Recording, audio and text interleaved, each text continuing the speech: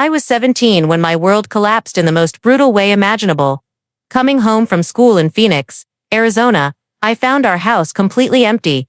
Every piece of furniture gone, every curtain stripped away, leaving nothing but hollow rooms that echoed with devastating silence. On the kitchen counter lay a crumpled note in my mom's handwriting. "You're smart enough to figure this out. Good luck." That was it. No forwarding address, no phone number, no explanation. Just abandonment, wrapped in 8 cold words. I kept calling their phones, thinking there had to be some mistake, some emergency I didn't understand. But when I contacted our landlord, the truth hit like a sledgehammer. They'd broken the lease and moved to Oregon without telling me.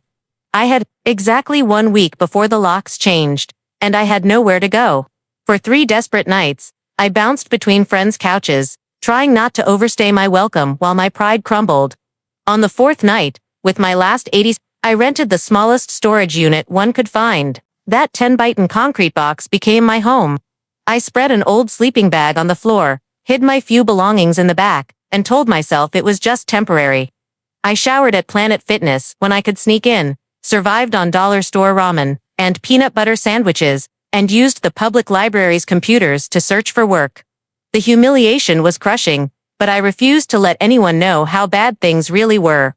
Looking back, maybe I should have seen it coming. At 14, I'd saved 4 months to buy my mom a beautiful scarf for Mother's Day, only to watch her toss it aside with barely a glance. At 15, I spent every weekend helping my older sister Maya with her college applications, researching schools and writing essays. When she got accepted to her dream university, she celebrated with friends and never mentioned my help. At 16, I gave my entire grocery store paycheck to help with rent, then watched my dad spend it on lottery tickets while lecturing me about being irresponsible with money. They never saw me as their daughter. I was just free labor, a problem they could eventually discard. 3 weeks into living in that storage unit, I landed a night shift at Rosie's Diner on the east side of town. The owner, Mrs. Carmen Rodriguez, was tough but fair. She paid me cash while I sorted out my missing documents, and when I nearly collapsed from exhaustion one night, she let me sleep in the office. Every dollar I earned went toward survival. I bought a prepaid phone, watched free financial literacy videos online, and slowly built a plan. That first year was pure survival mode, but it taught me something powerful. I was stronger than they'd ever given me credit for. The breakthrough came when a regular customer, Mr. James Wilson, offered me weekend work organizing his real estate files. The pay was 3 times my diner wages, so I jumped at it. That job led to another, then another. I showed up early, worked harder than expected, and asked smart questions. By 23, I was freelancing full-time as a business consultant. I'd launched my own firm from a cramped apartment in downtown Denver with nothing but determination and a second-hand laptop. By 28, I had a small team, a proper office, and clients I'd only dreamed about as a homeless teenager. And by 30, I was officially a millionaire. Not the flashy social media kind, but real wealth, savings, investments, a beautiful debt-free condo, and health insurance I could actually use. The day my accountant confirmed I'd hit 7 figures, I cried alone in my office for an hour. I'd built everything they said I never could. For 13 years, complete silence from my family.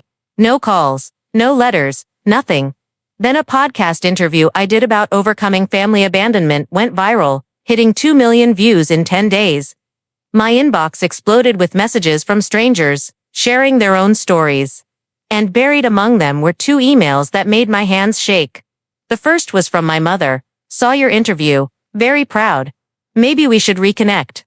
No apology, no acknowledgement of what they'd done to me, just that casual suggestion, like we were old neighbors who'd lost touch. The second came from my younger brother Tyler. "I've missed you every day. Can we please fix this?" I stared at those messages for days, my emotions ping-ponging between rage and desperate hope. I didn't respond immediately. Instead, I called my therapist, Dr. Sarah Chen, the brilliant woman who'd helped me untangle 13 years of trauma and self-doubt. She gave me her usual wise advice: take at least a week before deciding. Distance will show you what's real and what's just old wounds talking. So I tried to maintain my routine. Morning yoga, client meetings, dinners with friends I'd chosen as family. But those emails haunted every quiet moment. My mother's words felt cold and calculated. like she was reaching out to a business contact. Tyler's message seemed more genuine. But after 13 years of silence, why reach out now? After 10 agonizing days, I sent Tyler one simple question. It's been 13 years. What changed? His response arrived within an hour, and it was longer than I expected. He claimed the podcast made him realize how badly they'd hurt me. That he'd been only 14 when they left and had no say in the decision. That he'd searched for me online over the years but never had the courage to reach out. I wanted to believe him, but something felt off. If he'd truly cared, why wait until I was successful and in the public eye? When I asked him directly, his next email revealed the truth that crushed my remaining hope. He admitted they were struggling financially. His construction business had failed during the pandemic. His wife Isabella was pregnant with their third child, and medical bills were mounting. Suddenly everything made sense. They hadn't reached out because they missed me. They'd reached out because they needed something. 2 days later, my mother sent another email with old family photos attached.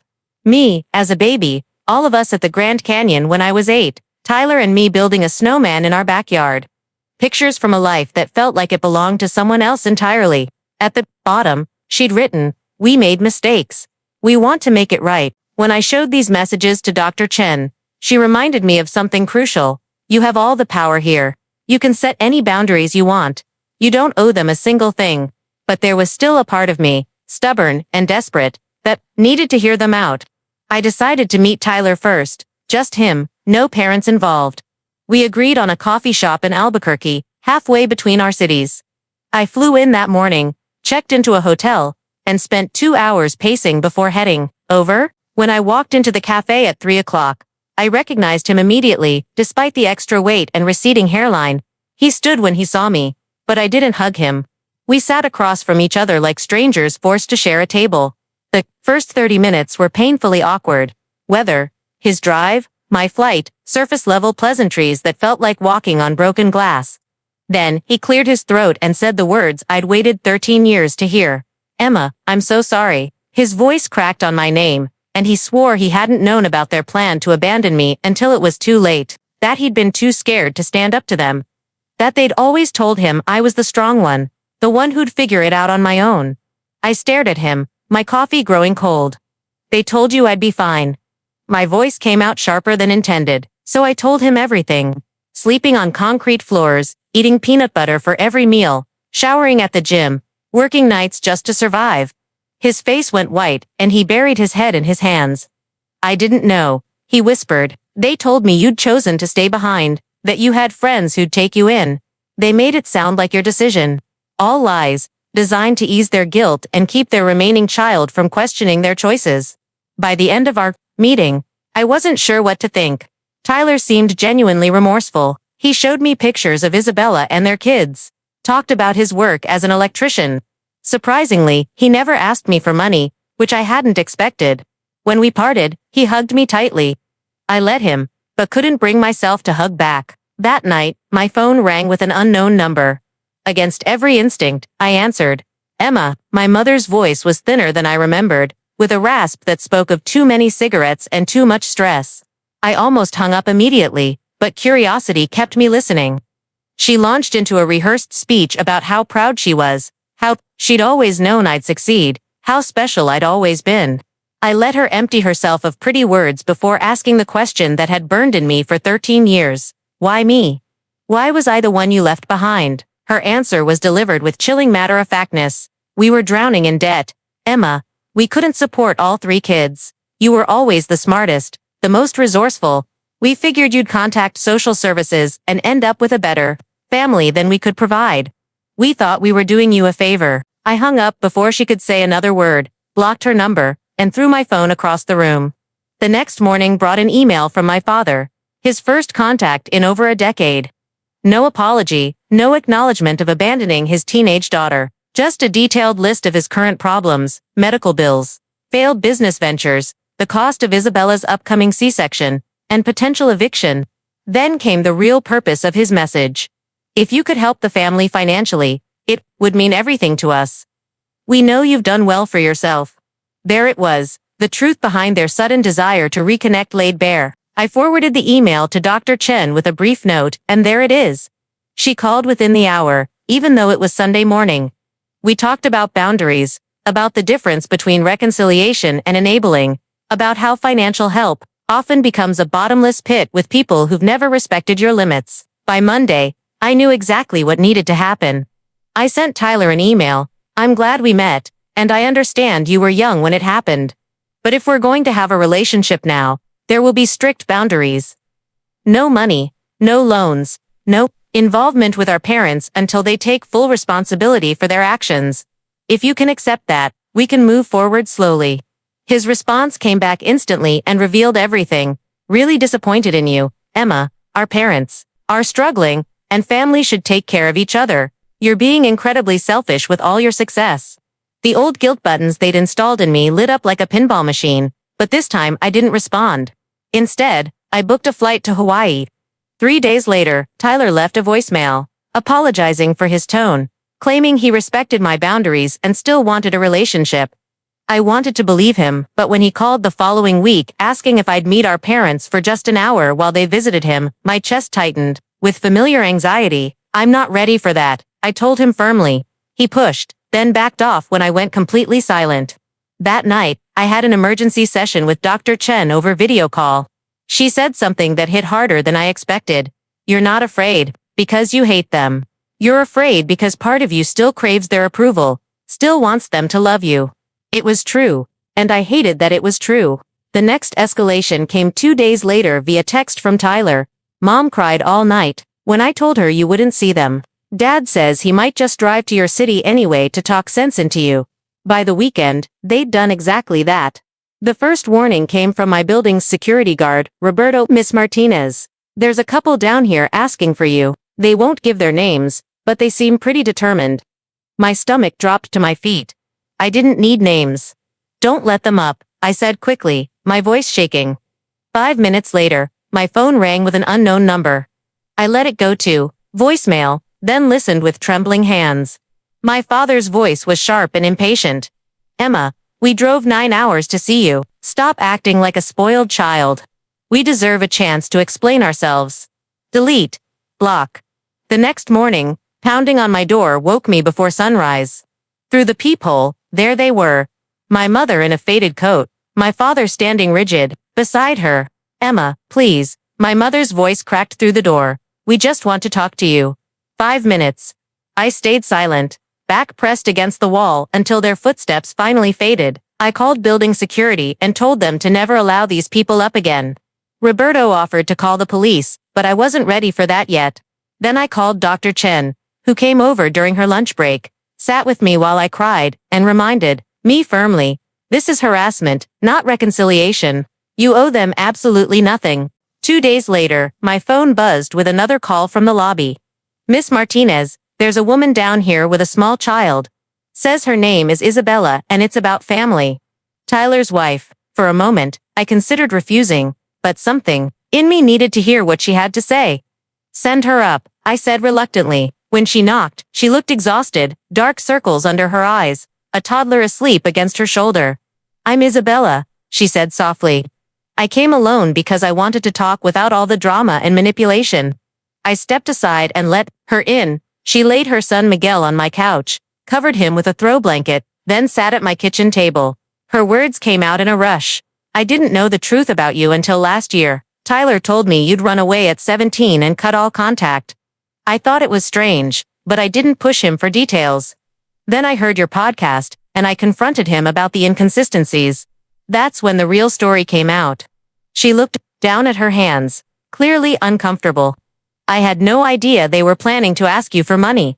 Yes, I need a C-section for this baby, but we have insurance through Tyler's union. It's your parents who are in serious financial trouble, not us. Then she told me the part that made my blood run cold. They've been telling everyone you abandoned the family. That you were an unstable teenager who stole money before disappearing. They've been painting themselves as heartbroken victims for years. She pulled out her phone and showed me proof. Facebook posts, community group comments. Even church prayer requests asking people to help find their troubled daughter who ran away. All lies, carefully crafted to maintain their victim narrative, while destroying any sympathy I might receive. By the time Isabella left with Miguel, I felt completely drained. my mind spinning with rage and disbelief. I called Dr. Chen immediately. Abusers always control the narrative, she said simply. They rewrite history to suit their needs. This isn't about truth or reconciliation. It's about control and manipulation. 2 days after Isabella's visit, my father's email landed in my inbox like a slap across the face. It was angry and threatening. If you keep spreading lies about us, we'll sue you for defamation. We have proof you stole from us before you left. We'll take our side to the media unless you take down that podcast and issue a public apology. Also, we expect you to help with our current financial situation. I forwarded it immediately to my attorney, Marcus Rivera. He called within 10 minutes, his voice calm and reassuring. Empty threats from desperate people. Truth is an absolute defense against defamation. Save every message they send, but don't respond to anything. If they really intended to sue, they wouldn't be warning you first? That weekend, Marcus arranged a meeting with Tyler and Isabella, this time with him present as a witness. They arrived looking worn down and defeated. Isabella had a fading bruise on her upper arm that she tried to hide with long sleeves. Over coffee in a quiet bistro, the rest of the truth spilled out like water from a broken dam. My parents had been living off Tyler for the past 2 years, draining his savings account, moving in and out of his home whenever they faced eviction, criticizing Isabella's parenting while demanding free childcare. When Isabella had confronted them about their lies concerning me, my father had grabbed her arm hard enough to bruise, screaming that family business should stay private. Tyler had finally kicked them out, but they'd been staying in a cheap motel ever since. Calling constantly, showing up at his job site, and making increasingly desperate threats. Marcus didn't waste time with sympathy. You both need to change your locks immediately, close any shared bank accounts, and consider restraining orders. This behavior is escalating toward dangerous territory. 3 nights later, Tyler called me in a panic. They broke in while we were at Isabella's doctor appointment. They took photo albums, important documents, my laptop, and they left a note on our kitchen table. His voice was shaking. It said family matters should stay in the family. Stop involving outsiders. I met them at their house with Marcus and 2 police officers. The place had been ransacked, drawers pulled out, closets emptied, children's toys scattered everywhere. The responding officer seemed skeptical until Isabella showed him her bruise and the string of threatening voicemails they'd been receiving. That night, Tyler, Isabella, and their kids came to stay in my guest room.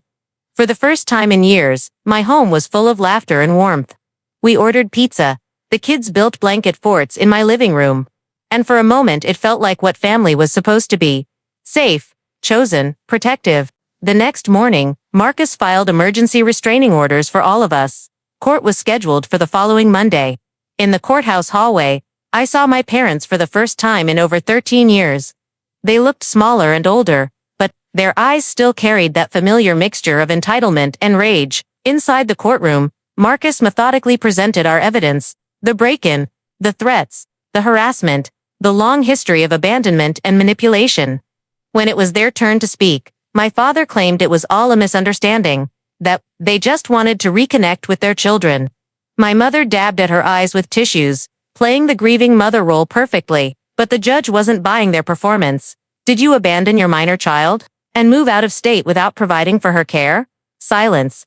Then a mumbled excuse about financial hardship that only made them look worse.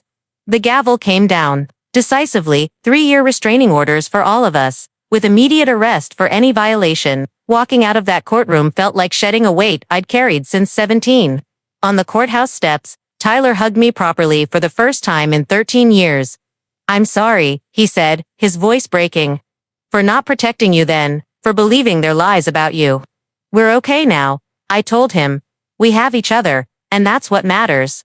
But my parents weren't finished with their campaign of terror. That same night, I received a text from an unknown number, a photo of Isabella's oldest daughter, Sophia, playing in a friend's backyard. Clearly taken without anyone's knowledge or permission. 4 words underneath made my blood turn to ice. "This isn't over yet." Marcus called the police immediately. The number was traced and flagged. Patrol cars increased their presence in our neighborhoods. But deep down, I knew that paper boundaries could only do so much against people who'd already proven they respected no limits. A week later, I did something that surprised even myself. I sent my parents one final email. "We meet tomorrow at the cafe on Maple Street." After that, you disappear from our lives forever. No police, no lawyers, just me. This is your only chance." They agreed immediately, probably thinking they could manipulate me one last time. When they walked into that cafe, I didn't let them speak first. This isn't about forgiveness or reconciliation. This is about making sure you understand it's over. If you contact me, Tyler, Isabella, or their children again, in any way, I will make every detail of what you've done completely public. I have the resources and the platform to do it. Don't test me." My father's jaw tightened with familiar anger. My mother cried her practiced tears. But I felt nothing except clean, sharp clarity. I stood up, left my untouched coffee on the table, and walked out of their lives forever. That was 15 months ago. Tyler and Isabella now live 20 minutes from me in a beautiful house I helped them buy. We have Sunday dinners every week. Their kids call me Aunt Emma, and my home is filled with the kind of laughter I never had growing up. There's real love here. Chosen and protected and cherished. I still have the letter my parents sent 6 months later, admitting they'd failed me and promising to respect my boundaries. Not because I plan to forgive them, but because it's proof that I get to decide who belongs in my life. And I've decided this. Family isn't defined by shared blood or DNA, it's defined by choice, by love, by showing up when it matters. One chose my real family, and I'm never letting anyone threaten it again. If this story moved you, remember that healing isn't always about forgiving who hurt you. Sometimes it's about choosing who gets to love you moving forward. We hope Emma's journey reminded you that it's perfectly okay to protect your peace, set firm boundaries, and build the family you truly deserve. If you found value in stories like this, please support our channel by subscribing, giving this video a thumbs up, and sharing it so more people can hear these powerful stories of resilience and hope. And we'd love to connect with you. Where are you watching from today? Drop your location in the comments below and let us know how this story resonated with your own experiences.